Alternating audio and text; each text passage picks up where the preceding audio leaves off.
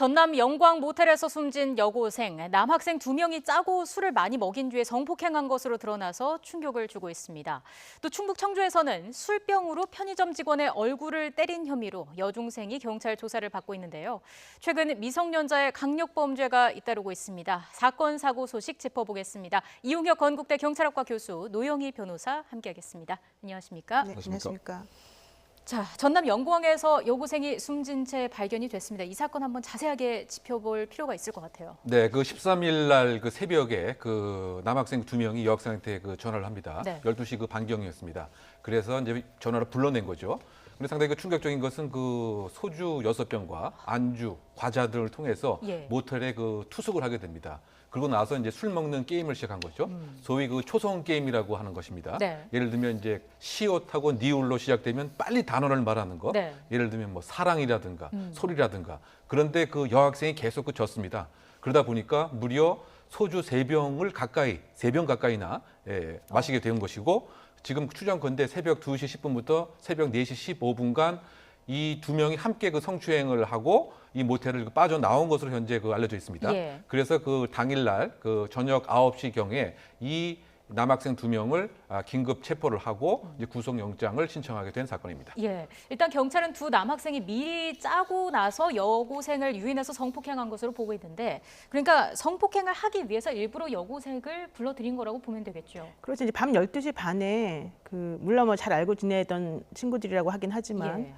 그 여학생 1명을 남학생 2명이 불러들이면서 소주를 6병을 사가지고 모텔에 들어간다는 것은 기본적으로 성폭행을 미리 계획했다라고 볼 만한 단서로 작용을 한다. 그리고 네. 또 하나는 이들의 핸드폰을 확인을 해보았더니 그 미리 아까 말한 그 초성 게임이라고 하는 것에 서로 간에 질문, 그러니까 문제 낼 것과 답할 것들이 미리 다 적어놓은 상태에서 이 여학생은 전혀 이제 대비하지 못한 상태에서 갑자기 그냥 게임하자 그러니까 응했다가 네. 이 남학생 2명이 서로 간에 그 약간 좀 빠른 스피드를 얘기하면서 하라고 재촉을 하면 또 대답하는데 좀 난감할 수가 있거든요. 예. 그러니까 그런 것들을 통해서 일부러 여학생을 좀 당황하게 한 것 같고 1시간 동안에 여학생에게 소주 3병 가까이, 그러니까 2병 반 정도 먹었다고 하는데 그렇게 많이 먹었다라고 한다면 정상적인 판단이 좀 불가능해지는 상황까지 일부러 유도한 게 아니냐. 그리고 상호간에 그 성폭행에 공모한 점들이 이제 핸드폰을 통해서 나왔기 때문에 지금 남학생 2명은 사실은 그런 사실은 없다, 공모 안 했다라고 얘기는 하고 있지만은 그게 어느 정도나 조금 이들의 말을 받아들일 수 있을 것인지는 좀 의문이다 이렇게 말할 수 있습니다. 네, 좀 조사가 필요할 부분인 것 같은데, 근데 세 사람이 미성년자 아니겠습니까? 이 모텔에 투숙이 가능한 건가요? 그게 그 청소년 보호법에서 규율을 하고 있습니다. 만약에 그 청소년들이라고 하더라도 예를 들면 이성 친구라든가 또는 보호자와 함께 동행을 한다든가 혼자 만약에 숙박을 한다든가 이런 경우에는 사실상 괜찮습니다. 예. 그런데 그 청소년 보호법에 의하면 혼숙을 하는 그 경우에는 이 숙박업소가 주인이 그걸 꼼꼼히 챙겨서 그렇게 하지 못하도록 하도록 의무를 규정해 놓고 있습니다. 그런데 이것을 지금 알려진 CCTV에 의하면 처음엔 남학생 2명인 것으로 이제 가정을 해서 들어간 것 같고 아마 그 여학생은 이렇게 CCTV 안 보이는 쪽으로 이렇게 살짝 들어간 모습을 좀 보이는 것 같은데, 원칙적으로 하게 되면 이 숙박 그 업소의 그 주인이 청소년의 나이를 이제 꼼꼼히 그 확인을 하고 혹시 뒤따라갈 수도 있는 것인가라고 하는 의무가 있는 것이 아니냐. 그래서 만약에 주의임을 조금만 기울였다고 한다면 혼숙을 막았을 가능성이 있지 않는가 이렇게 봐야 될 것 같은데, 어떤 결론적으로 말씀드리게 되면 원칙적으로는 혼숙은 금지하도록 되어 있습니다. 청소년 보호법에. 그런데 이것을 이루어진 것을 보면 숙박업소 주인이 혹시 알면서도 모른 척한 것은 아니냐 이렇게 의심할 수 있는데 아마 그 업주 측에서는 우리는 몰랐다. 남학생 2명만 와서 그냥 방을 달라고 해서 주었다라고 했기 때문에 만약에 그것에 있어서 주의 의무에 게을림이 없다고 한다면 숙박업소 주인 측은 책임이 없는 것인데, 그 부분은 조금 더 법률적인 검토가 좀 필요한 사항으로 보입니다. 네, 뭐 앞서 말씀을 다 해주셨지만 세 사람이 어릴 때부터 알고 지내던 친구 사이였다고 합니다. 그래서 더 충격이었는데, 뭐 성폭력이 아는 사이에서 더 많이 발생한다 이런 얘기도 있긴 하지만, 오랫동안 알고 지냈던 친구를 성폭력 대상으로 삼았다는 것 자체가 충격 아니겠습니까? 근데 남학생 2명은 만 17살 정도로 지금 알려지고 그 여학생은 만 16살로 알려지고 있는데 아마 이제 같은 동네 살면서 뭐 오빠 동생하고 지냈던 게 아닌가라고 생각이 드는데, 아무래도 혼자 불러냈다면 조금 더 경계심을 가졌을 수 있겠지만 아마 이제 여러 명이 불러내니까 혹시나 무슨 일이 있겠느냐라고 좀 방심한 게 아닌가 생각이 좀 들고요. 예. 성폭력은 사실은 가장 가까운 사이에서 안면이 있는 사람들 사이에서 많이 이루어진다라고 하는 게 그동안의 통계에 의하면 밝혀져 있는데요. 그러니까 예를 들면 처음 본 사람이라고 한다면 우리가 누구라도 어쨌든 간에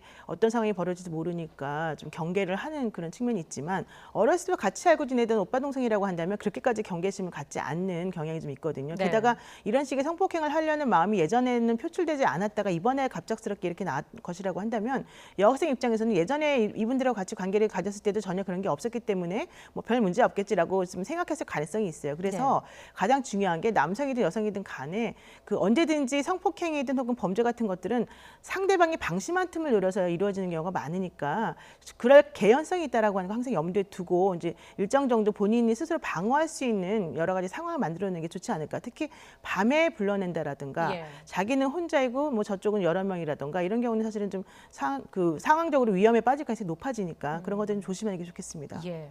지금 조사가 한창 진행이 되고 있는데 아직까지 직접적인 사망 원인은 밝혀지지 않은 거죠. 네, 그렇습니다. 그래서 이제 국가수에서 그 정밀 부검이 진행 중인 것으로 알려져 있습니다. 그 왜냐하면은 현재 혐의는 2인 이상이 그 합동으로 해서 성폭력을 했기 때문에 특수 강간 혐의입니다. 네. 그런데 어쨌든 그 사망이라고 하는 결과가 생기기 때문에 이 과정에서 사망의 인과관계가 있다고 한다면 특수 강간이 아니고 특수 강간 치사가 되겠죠. 예. 그렇게 되면 그 양형이 훨씬 높아지게 이렇게 돼 있습니다. 물론 이제 그 남학생 그 2명은 성폭행을 했을 때는 의식이 분명히 있었지만 그 다음에는 몰랐다. 그 다음에는 그냥 잠이 들어서 우리는 나왔을 뿐이다.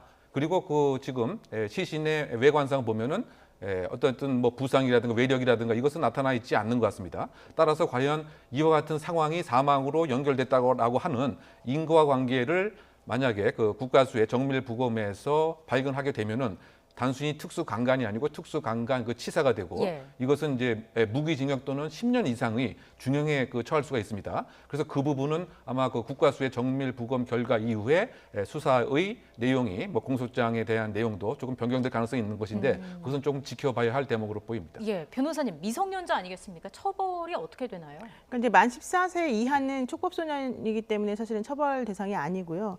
그럼에도 불구하고 현재 지금 2017년 기준으로 그 폭력범죄 그 숫자가 16,000건이 넘게끔 증가하고 있다. 그러니까 예. 2016년 대비해서 10% 정도 늘어나고 있다라고 해서 조금 우려되는 부분이 있습니다. 어쨌든 간에 만 14세 이하는 그 촉법소년에 해당하니까 처벌 안 받지만 만 14세 이상은 처벌받고요. 특히 지금 이 문제가 되는 가해자들 같은 경우에는 만 17세 정도라고 한다면 범행 당시에 만 18세 이하의 또 사람에 대해서는 또 특례법이 적용이 됩니다. 그래서 만약에 사형이나 무기징역을 선고할 범죄인 경우에는 20년형으로 그 상한선을 정해놓고 있기 때문에 아마도 소년법상의 그 처벌의 특례를 좀 적용받을 가능성이 있다. 근데 지금 현재 이 남학생들 주장은 그 여학생과 합의에 의한 성관계를 가졌다라고 주장을 하고 있고요. 물론 예. 경찰에서는 여학생이 너무 술에 만취했기 때문에 제대로 된 의사결정을 할 수 없었기 때문에 그게 이제 합의에 의한 것인지 아니면 준강간인지는 확인을 해봐야 된다 이런 얘기 지금 하고 있거든요. 예. 그래서 아직까지 혐의 사실이 확인되지 않았습니다만은 어쨌든 간에 만약에 이게 뭐 성폭행을 한 준강간, 특수강간이라고 하는 것이 성립이 된다고 한다면은 사실은 상당히 중한죄에 처해질 가능성이 있습니다. 예. 일단 상황을 좀 더 지켜봐야 할 것 그렇죠. 같고요.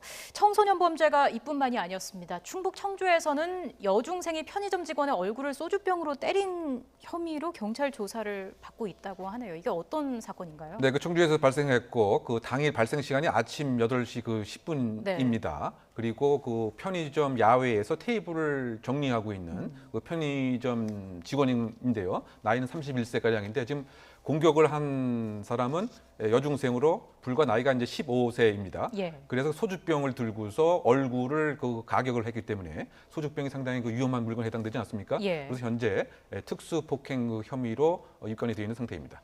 이 여중생이 쳐다봐서 화가 났다 이렇게 말을 했다고 합니다. 근데 보통 누가 자기를 쳐다보면 화가 날 수는 있지만 이게 폭행으로까지 이어지는 경우는 그렇게 많지 않을 것 같은데 그렇기 때문에 여중생이 술을 마신 게 아니냐 이런 의혹도 나오고 있는 거 아니겠습니까? 네, 그렇습니다. 이 당시 아마 좀 만취한 것이 아닌가 이렇게 이제 보도도 되고 있는 예. 건데요. 그러다 보니까 더 문제가 되는 것이 어떻게 그 여중생이 새벽까지 그러면 밤을 새고 술을 마신 것은 아니냐 이런 우리가 합리적 의심을 할 수가 있지 않습니까? 네. 그리고 이제 쳐다봐서 어른을 공격을 했다라고 하기 때문에 이것을 단순히 이제 이 아이의 개인적인 문제로 봐야 되느냐 아니면 사실 여러 가지 문제가 있지 않겠는가 생각됩니다. 과연 이제 부모는 어떤 역할을 했을 것이고 예. 그다음에 학교는 이 아이를 어떻게 지금 교육을 한 것인지 아니면 이 아이가 현재 이른바 그 가출 패밀리라고 학교 밖 아이는 또 아닌 것인지 뭐 이런 문제에 있어서 청소년 범죄의 심각성이 나날이 지금 더 문제가 되고 있는 건데 네. 그것과 관련된 또 다른 사례가 아닌가 그 생각하고 과연 우리가 지금 사회에서 소년법에 대한 뭐 개정을 둘러싸고 또는 청소년 범죄에 대한 예방을 둘러싸고 정말 실효성이 있는 대안을 마련하고 있는 것인가 이런 사고가 계속 그 반복 발생하는 것을 보면 그냥 그 탁상 위의 행정에 불과하지 교육 현장에서는 작동하고 있는 것은 아니냐 그런 또 사례가 아닌가라고 하는 점에서 상당히 안타까움을 금할 수 없을 것 같습니다. 예, 만약에 혐의가 확인될 경우에 여중생은 어떻게 되는 건가요? 뭐 이 여학생 같은 경우에 아까 말한 대로 이제 그 소주병이라고 하는 것은 깨지기 쉬운 위험한 물건이기 때문에 폭처법상의 처벌을 받을 수밖에 없을 텐데요. 15살밖에 안 되기 때문에 이제 부정기형이라고 해서 처벌을 장기형 몇 년, 단기형 몇 년으로 이렇게 나눠서 그 형을 좀 받게 되고요. 네. 단기형을 어느 정도 살고 난 다음에는 그 아이의 뭐 행동 여하에 따라서는 가석방이 될 가능성도 있습니다.